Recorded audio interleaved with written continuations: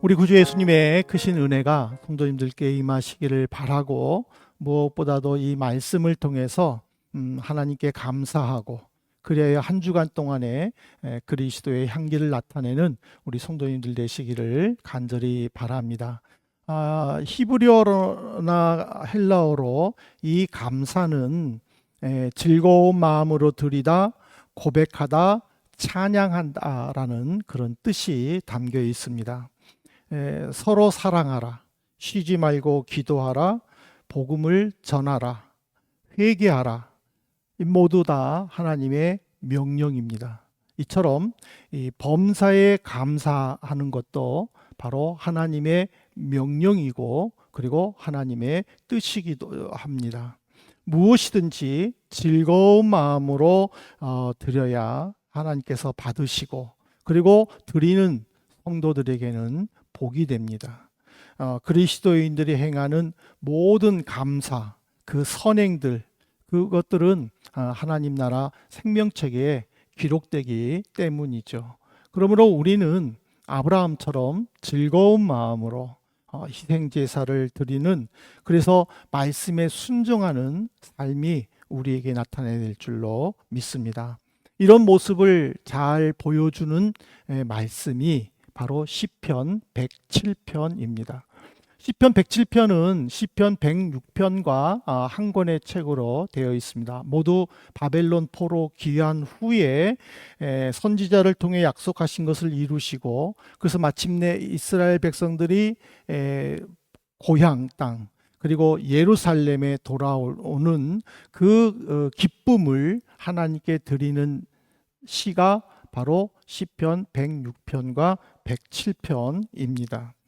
무엇보다도 이 107편에서는 시인은 과거에 조상들이 광야에서 방황했었을 때에, 그리고 또 하나님 앞에 지은 죄로 인하여 이방 나라의 포로가 되었던, 그렇지만은 하나님의 자비로 다시 구원을 받았던 그런 과거의 역사들을 회상하면서, 하나님의 구원을 받은 백성들은 마땅히 하나님을 찬양하고 하나님께 감사해야 된다라는 내용이 이 107편에 기록되어 있습니다. 1절부터 3절은 구속받은 백성들에게 감사 찬양할 것을, 4절부터 9절은 광야에서 방황하던 조상들이 구원받은 역사적 사실을 소개했고, 10절부터 16절은 말씀을 거역하여 하나님의 징계로 이방인의 포로가 되었지만은 다시 구원받았던 그 역사적 사실을 소개했습니다.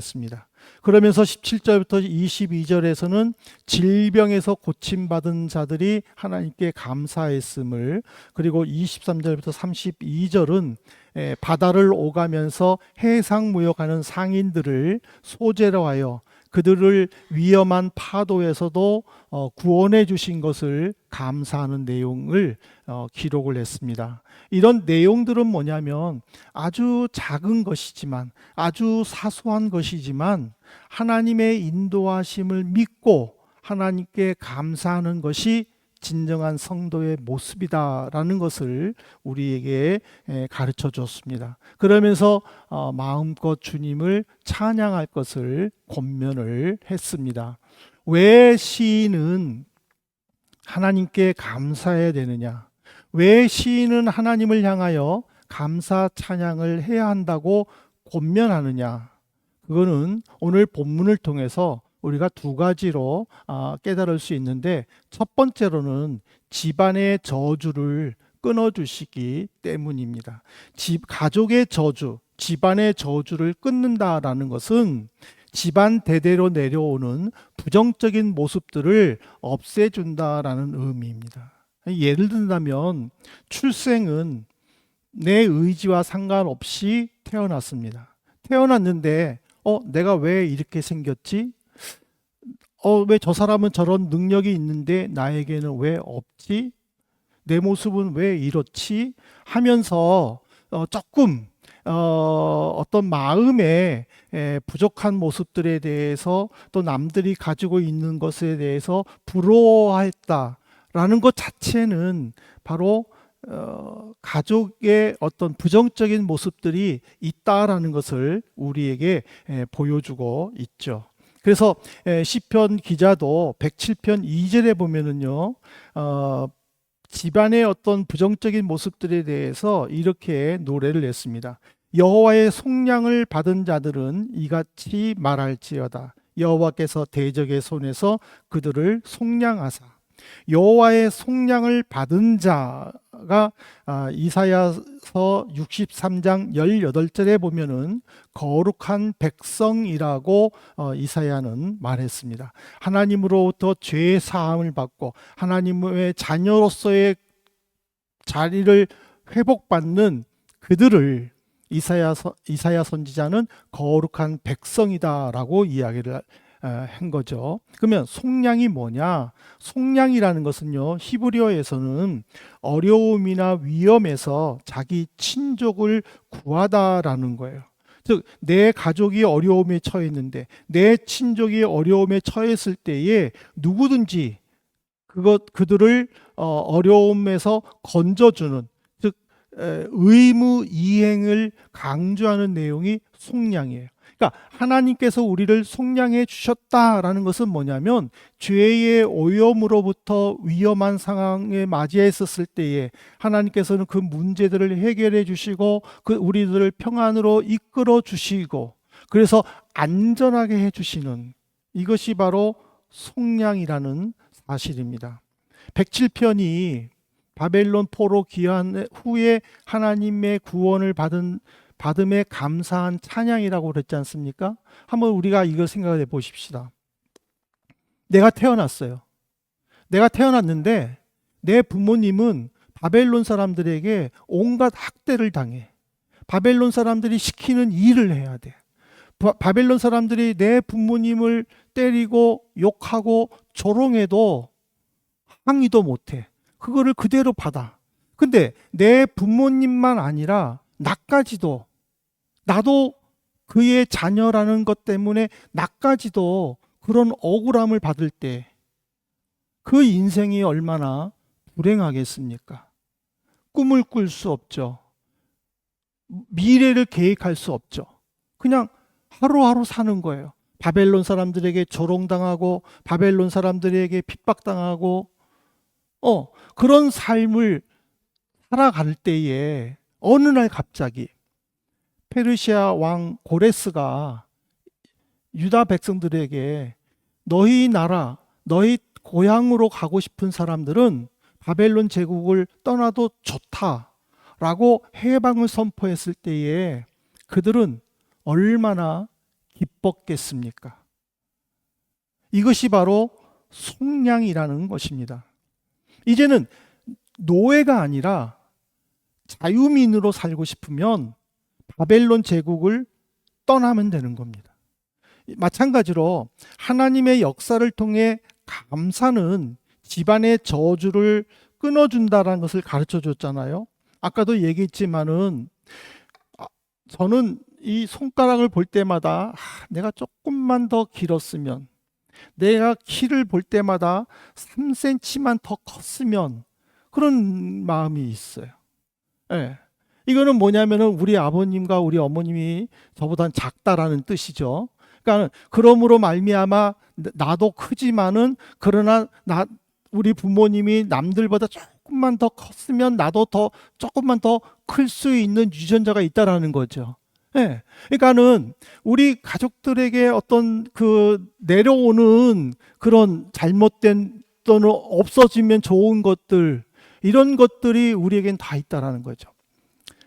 지난주 월요일 날에 우리 정규 형제님 졸업 연주 갔을 때 어떤 형제님하고 나하고 둘이 이런 넋두리를 얘기했어요. 그 형제님이 먼저 고백했어요. 목사님, 나도 저 형처럼 저렇게 노래 잘 불렀으면 좋겠어요, 그러더라고요. 그래서 내가 그래, 맞아, 나도 그랬으면 좋겠어 했어요. 예. 그러니까는 우리 부모님 중에 노래를 잘 부르는 사람이 있으면 나도 노래 잘 불렀겠죠. 예. 그러니까 그런 가족의 어떤 잘못된 것들 그냥 부러워만 하지 말라는 거예요. 107편에서는 하나님께 감사하고 적극적으로 그런 능력이, 그런 축복이 내게도 있기를 원한다면 하나님께 감사하라는 거예요. 하나님께 감사 찬양을 하면 하나님은 그런 능력들을 선천적으로는 못 받았다 할지라도 후천적으로라도 그런 능력을 발휘할 수 있도록 도와주신다라는 거예요. 왜? 이스라엘 백성들을 70년 동안 바벨론의 그 포로 생활에서 해방시켜 주신 분이 예수 그리스도 아닙니까? 이스라엘 백성들이 70년 동안 하나님께 자신들의 잘못을 회개하면서 우리를 살려달라고, 우리를 구원시켜달라고 하나님께 기도했을 때에 하나님은 예레미야 선지자에게 이미 약속한 것을 이루시기 위해 하나님께서는 이스라엘 백성들을 속량시켜 주시고 고레스를 통하여 이스라엘 백성들을 회개시켜 주셨다라는, 해방시켜 주셨다라는 거예요. 그 해방이 바로 대적들의 손에서 구원하신 거고, 이거를 우리의 이 시대에 우리에게 적용을 해본다면, 우리 가정에 부정적인 모습들이 있다면 기도할 때에 하나님께서는 그것들을 후천적으로 바꿔주셔서 새로운 능력으로 나타나게 해주신다라는 사실입니다. 그러므로 우리의 기도에 감사가 얼마나 중요한가, 이거를 우리는 인정해야 됩니다. 골로새서 4장 2절에 보십시오. 기도를 계속하고 기도에 감사함으로 깨어 있어라. 이 감사한다라는 것은요, 하나님께서 기도를 들어주실 것을 확신하고 미리 감사하라라는 의미예요. 그리고 깨어 있어라라는 것은 뭐냐면 계속 기도하면서 영적으로 정신 차리고 주의하는 영적 자각을 의미하는 거예요. 믿음이 연약한 사람들은, 믿음이 부족한 사람들은 기도가 응답되어야만 감사하는 거예요. 그렇잖아요.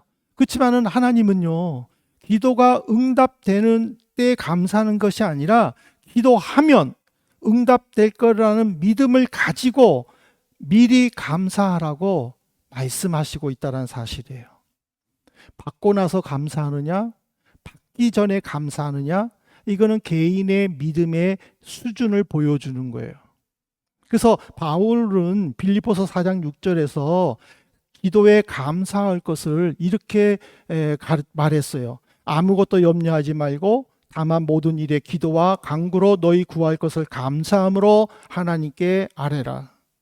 우리가 기도한다라는 것은 뭔가 고통이 있거나 염려가 있거나 간절함이 있는데 그런 감정들을 다 버리고 감사함으로만 하나님께 기도하라. 이거는 조금 이해가 되지 않을 수가 있어요. 그런데 바울 사도는 이 말을 했다라는 것은요, 이미 체험을 했잖아요. 이미 체험했기 때문에 자기를 예로 들면서 아무것도 염려하지 말아라. 그냥 기도에 감사함을 집중해라 하고 가르쳐 준 거라는 거죠. 그러므로 우리는 내가 없는데 어떻게 감사해가 아니라 이미 체험한 바울 사도가 그렇게 권면했기 때문에 그 권면에 우리도 순종하고 기도에 감사해야 된다는 거예요. 하나님 응답해 주셔서 감사합니다. 이렇게 기도해야 된다는 거죠. 하나님 고쳐주셔서 감사합니다. 이렇게 기도해야 된다는 거예요. 그래서 우리의 기도가 늘 감사로 기도하는 그 습관을 우리는 바꿔야 될 줄로 믿습니다. 두 번째로는 왜 감사 찬양을 드리라고 시편 107편에서는 이야기를 했느냐면 은혜로 우리를 구원해 주시기 때문이라는 거예요. 하나님께서는 당신이 택하신 선지자들을 통해 백성들에게 부지런히 보내셨어요. 그들에게 율법을 가르치라고 그랬어요. 그들에게 말씀을 가르치라고 그랬어요. 그래서 우상 숭배에서 벗어나 온전히 하나님만 순종할 것을 가르치도록 명령을 하셨어요. 엘리야 선지자, 엘리사 선지자, 이사야, 예레미야 선지자를 비롯해서 많은 선지자들은 백성들에게 하나님 말씀만, 율법만 가르쳤어요. 그런데 정작 하나님의 말씀을 들어야 할 백성들은 선지자들의 말을 듣지를 않았어요. 선지자들의 말을 무시하다가 급기야는 선지자들을 핍박하기 시작을 한 거예요. 그래도 선지자들은 하나님의 말씀을 받았기 때문에 포기하지 않고 순종하여 말씀을 전하니까는 이제는 백성들이 선지자들을 죽이기 시작한 거예요. 선지자들이 죽어가는 모습을 보신 하나님께서는 백성들을 향한 인내와 자비를 거두셨어요. 하나님께서 인내와 자비를 거두시니까 어떤 일이 일어납니까? 북쪽 이스라엘은 아수르에게 멸망을 했어요. 남쪽 유다는 바벨론에게 멸망을 했어요. 하나님은 그들이 고통 속에 빠지도록 내버려 두셨어요. 하지만 하나님은 어떤 분이세요? 사랑이 많으신 분이잖아요. 백성들이 아수르 사람들에게, 바벨론 사람들에게 고통당한을 보니까는 이제는 마음이 편하지 않는 거예요. 그래서 하나님은 그들에게 긍휼을 베풀어 주신 거예요. 이 긍휼에 대해서 시편 기자는 어떻게 노래했습니까? 8절에 보십시오. 여호와의 인자하심과 인생에게 행하신 기적으로 말미암아 그를 찬송할지어다. 하나님은 고통당한 백성들과 함께해 주셨다라는 거예요. 우리가 어떤 일을 성취할 수 있는 것, 내 능력과 내 지혜가 있기 때문에 가능해요. 물론 그럴 수 있어요. 그렇지만 중요한 거는 내 지혜와 내 능력만이 아니라 하나님이 함께 주셨기 때문에 가능하다라는 사실이에요. 그러므로 우리는 늘 어떤 상황이 있든지 하나님이 나와 함께 할 때만이 가능하다라는 것을 우리는 끊임없이 고백하고 모든 공로를 주님께 돌려야 될 줄로 믿습니다. 그래서 바울은요, 데살로니가전서 5장 18절에 보면은 이렇게 권면합니다. 범사에 감사하라. 이것이 그리스도 예수 안에서 너희를 향하신 하나님의 뜻이니라. 범사가 뭐예요? 모든 환경과 모든 상황에서라는 의미예요.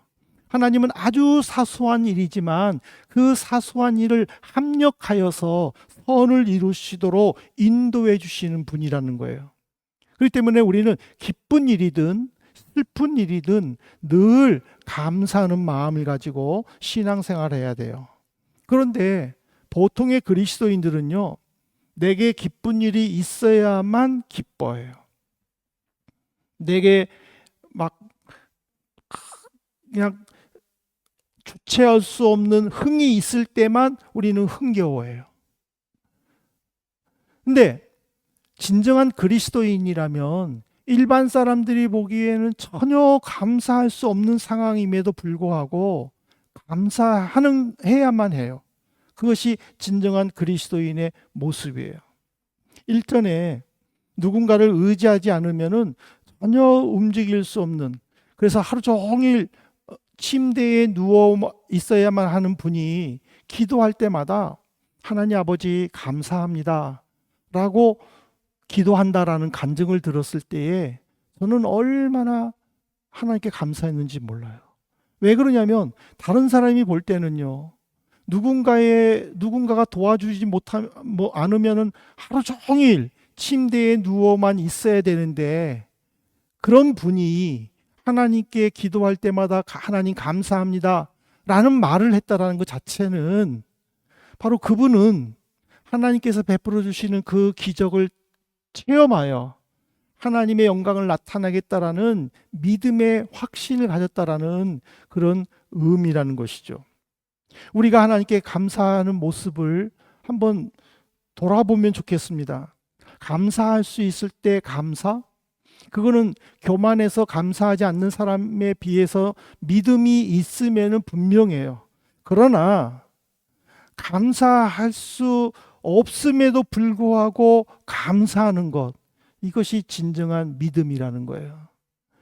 감사할 조건이 있을 때 감사하는 것, 이거는 굉장히 당연한 거예요.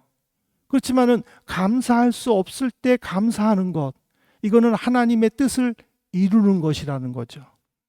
그러므로 우리는 하나님의 은혜를 받았다면, 하나님이 주시는 자비 속에 있다면은 어떤 상황에서든지 그것이 비록 내게는 힘들고 고통스럽고 잊고 싶은 시간이라 할지라도 그 순간에도 우리가 감사하는 것, 그것이 바로 하나님의 뜻을 이룬다라는 사실을 우리는 잊지 말아야 할 줄로 믿습니다. 이제 말씀을 맺겠습니다. 사랑하는 성도 여러분, 한번 이 본문을 예수님의 입장에서 한번 묵상해 보면 좋겠습니다.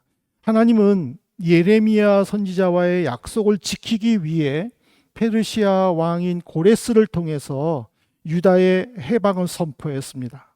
그리고 스룹바벨을 총독으로 임명해서 고국으로 떠나도록 역사하셨습니다.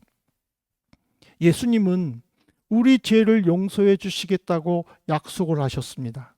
그 우리 죄를 용서해 주시기 위해서 죄가 없지만은 죄인의 신분으로 십자가에 달리셨습니다. 그 십자가를 짊어지는 고통 속에서도 주님은 이런 말씀을 하셨습니다. 누가복음 23장 28절에 이렇게 말씀하십니다. 예수께서 돌이켜 그들을 향하여 이르시되 예루살렘의 딸들아 나를 위하여 울지 말고 너희와 너희 자녀를 위하여 울라. 나를 위해 울지 말라. 이 말은 내가 인류를 구원해야 되는 구원사적인 의미에서 마땅히 가야 할 길이고 그 마땅히 가야 할 길에 너희들은 나를 슬퍼할 필요는 없다. 나를 불쌍히 생각할 필요는 없다라는 거예요. 나를 불쌍히 여기지 말고 너희 자녀와 너희 가족을 위해 기도하라라는 부탁이에요. 예수님은 왜 이런 부탁을 하셨을까? 바로 우리들을 잘 아시는 거예요.